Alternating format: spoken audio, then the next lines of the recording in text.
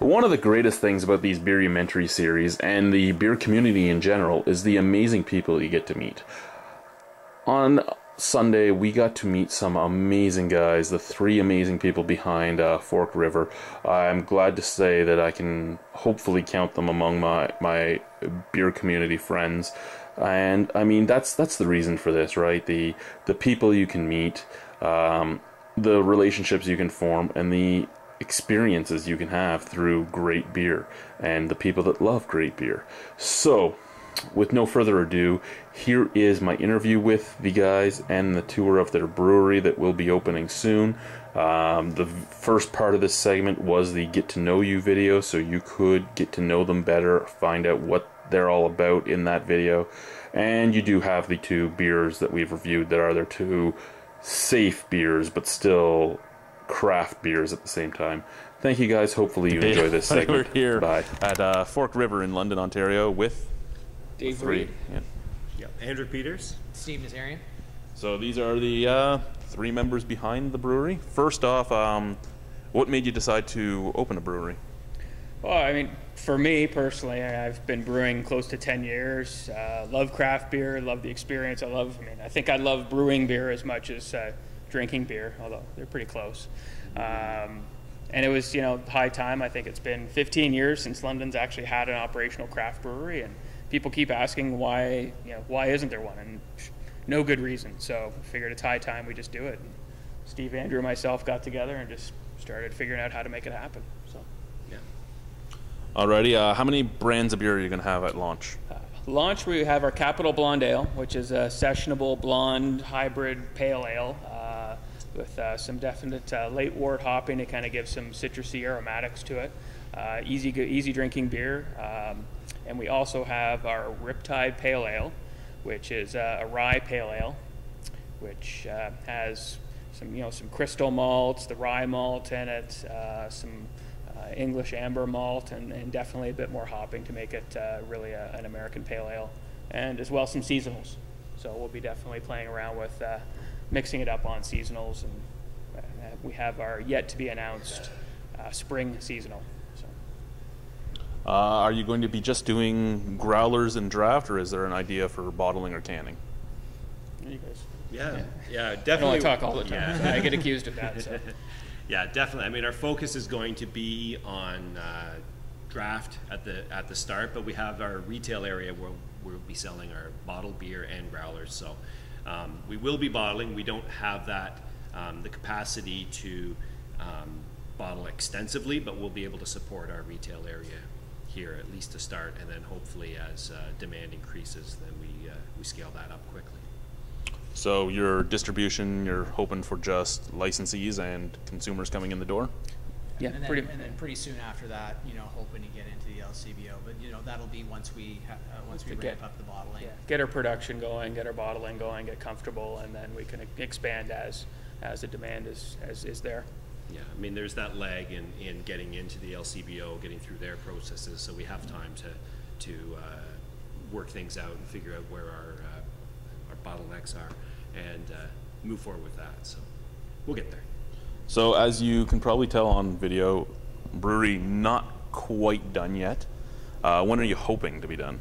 We're basically, our fermenters are almost ready to go to use those. Our brew house, we're a couple weeks away from having that actually certified for use.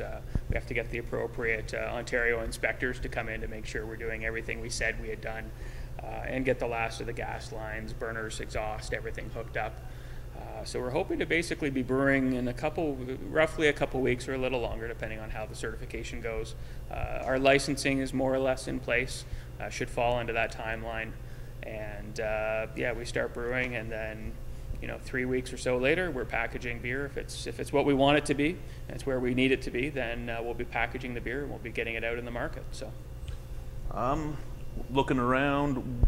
A question a lot of people always ask: where did you get your equipment from? America, Canada, Europe? We did shop around. And for us, budget is tight for startups, so it was kind of trying to find the right size equipment for us. We did end up buying. We looked in the used market as far as what's available quickly. We did end up buying our fermenters new from a company out in California. And then our kettles were from a company out in Portland, Oregon. So they were actually custom made specifically for us. We did do some minor tweaking, but yeah, we did bring those in. So because with the licensing timing and all that stuff, we didn't have to have them next week, so we could actually order what we wanted. Now, for those that follow your Facebook page, your kettles were missing for a little while. They were missing, yeah. We had some issues with a certain trucking company that we will never use again.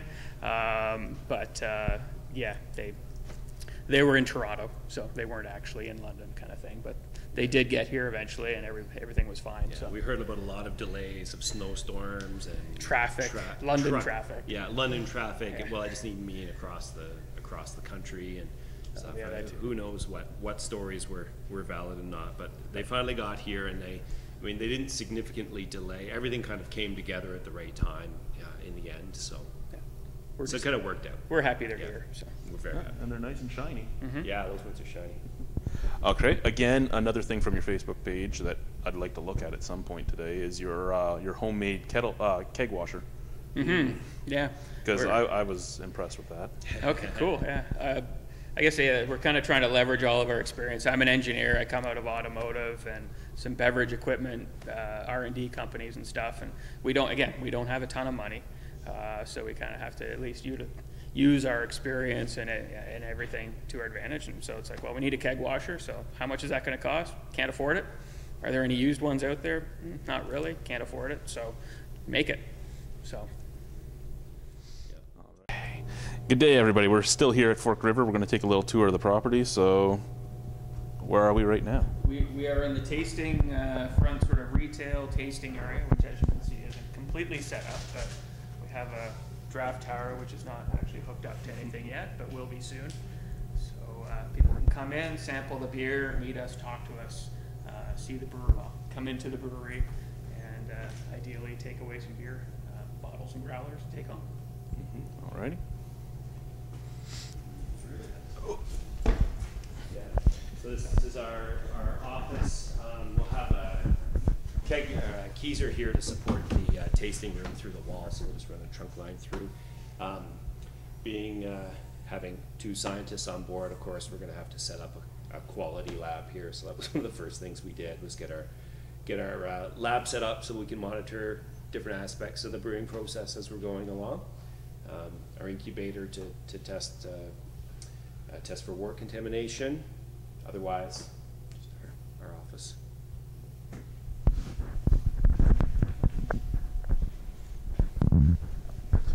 Look at all the fun stainless. Do you want to show them your chiller? Yeah, we've got in the corner, tucked away in a state of assembly. This is where all the chilling happens to actually refrigerate the tanks. So we've got a couple large chillers here.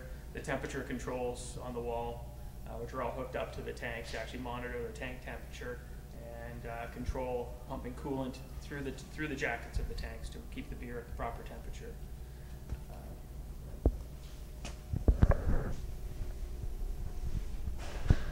And then this is the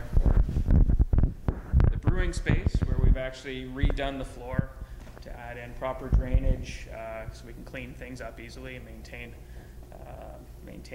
the space. Our fermentation tanks, we have two 15-barrel, close to 2,000 liter tanks. We have a 7-barrel tank, which is mainly, these 15-barrel ones will be for the Capital Blonde Ale, the Riptide Rye, the large volume. We have the 7-barrel fermenter ones for seasonals and playing around with. Yeah. So that's the fun fermenter. This guy is close to around 900 liters. And then we have our bright tank, which is 15 barrels, again 2,000 liters, so everything gets funneled through here for carbonation to make sure it's where it needs to be. And then our brew house, which has our hot liquor tank, which is close to 300 gallons flooded. We'll be running about 250 gallons, so it's a single batch into the 7-barrel, double batches into the big tanks. The mash tun and our boil kettle over here, which we're just waiting on getting these commissioned and getting them up and running, basically, so we can get brewing.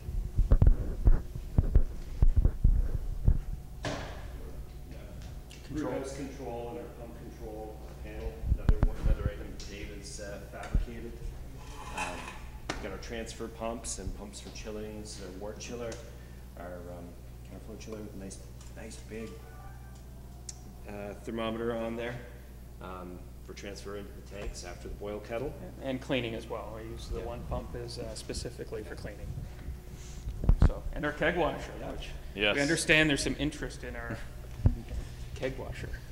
So I've always seen just the, you know, normal pressure washer, keg washers. So it's nice to see something that was fabricated by hand. Yeah, we basically running on a limited budget. We had to figure out we need a keg washer. We have to clean. That's kind of integral to our business, is making sure our kegs are clean. So the process for this guy, and I think Andrew's grabbing a keg, is we basically have sort of the input side. So we can either hook up, it's a little dusty, but air or CO2, so we can purge, basically, which are the input side is hooked up to the beer out, so we can actually blast out with air or CO2. Any leftover beer, anything that's in there, we can push out through the gas side, and it does two at once. And the return manifold is here, so we can air, CO2, water, acid or caustic, depending on what we need to do to clean. And then on the outside, or on the outlets, we basically can either return the acid or caustic for reuse, or just push anything out into the drain. And we basically hook two kegs up, and we wash them at once. So two up at a time. Very nice. So keep it simple. It does what it needs to do.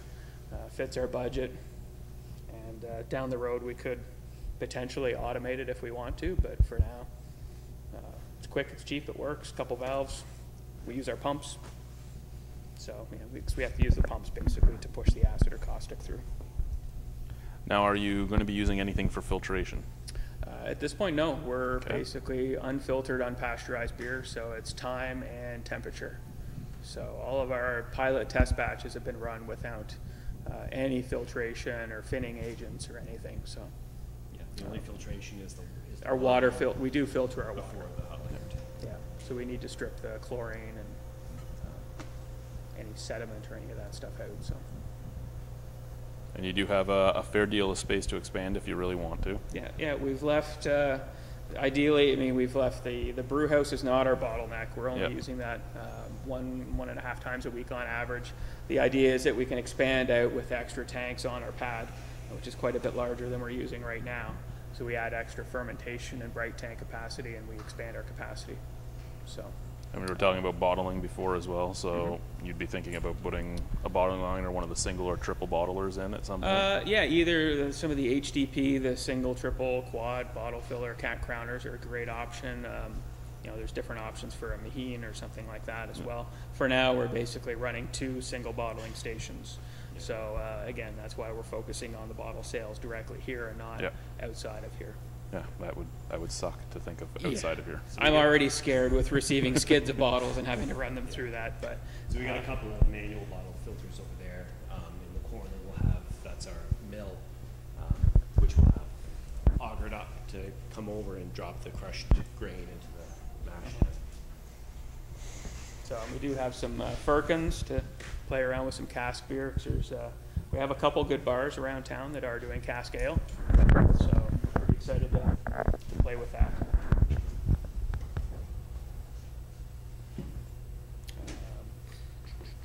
All our hops, our freezer's full of hops.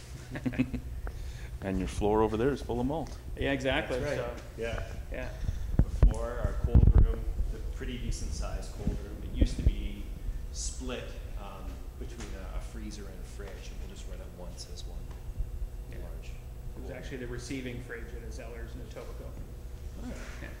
Again, good timing, and the brewery, we kind of joke, the brewery that Kijiji built, because our pumps were found, our sanitary pumps were through a guy reselling surplus equipment in Brampton.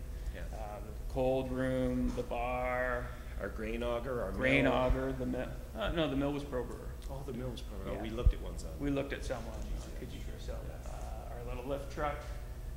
So yeah, lots of stuff from Kijiji. So it's amazing what you can find if you do a little digging and have a little bit of time, I guess, is key. So. It looks beautiful already, even though it's not even done. Thank you. And I can just imagine imagine actual beer coming out of here. It was nice. Actually, it was nice when we received the malt, and I think I was walking in and out of the cold room, like, it actually smells like malt in here, which is kind of nice. So.